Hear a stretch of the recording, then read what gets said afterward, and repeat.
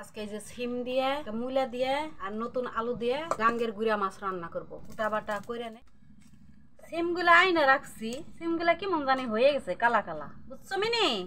সিম বেশি দিব না, কারণ অল্প করে এই সিমটা দেই, নতুন আলু দেই বেশি করে একটু, কারণ গাঙ্গের মাছ তো আলু দিলেই ভালো লাগবে। তরকারি দিয়ে নিচ্ছি, কড়াইতে খাই দিব, সুন্দর করে দিয়ে নিচ্ছি।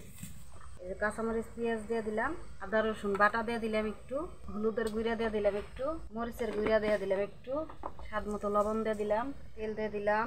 মাখাবো এরকম করে হাতে মাখাইয়ে। এখানে দিছি নতুন আলু, একটু কফি, একটু মুইলে আদা মুইলে সব ক্ষেতের, আর সিম দিয়েছি। এইভাবে হাতে মাখাইয়ে গাঙ্গের মাছ, আপনারা তো গাং চিনবেন না, নদীর মাছ দিয়ে এইভাবে হাতে মাখাইয়ে তরকারি খাইয়ে দেখবেন। শীতের দিনের ধইনা পাতা দিবেন, এই যে ধইনা পাতা আইনা রাখছি, ধইনা পাতাটা পরে দিব। হাতে মাখানো তরকারি অনেক সুন্দর করে মাখাইতে হয়, মাখানের মধ্যেই টেস্ট চলে আসে, মজা। এই যে মাছ দিয়ে দিলাম, গাঙ্গের মাছ।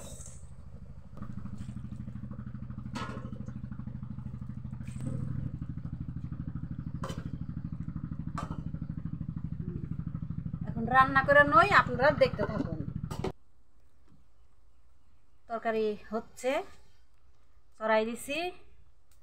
আমার তরকারিটা যদি আপনাদের কাছে ভালো লেগে থাকে, হাতে মাখানো, এই দাদি চাচিদের হাতের আমলে মাখাইয়া তরকারি রান্তাম সেই রকম, যদি ভালো লেগে থাকে আমার পাশে থাকবেন সবাই।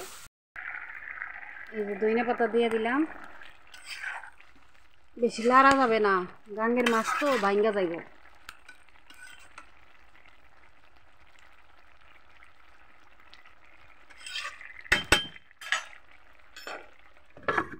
তরকারি এখন নামাই ফেলবো।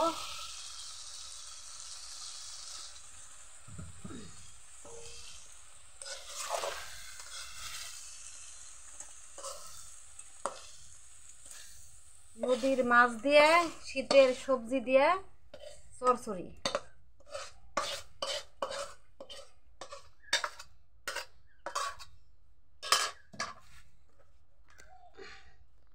আমার রান্নাটা যদি আপনাদের ভালো লেগে থাকে আমার পাশে থাকবেন। আল্লাহ হাফেজ।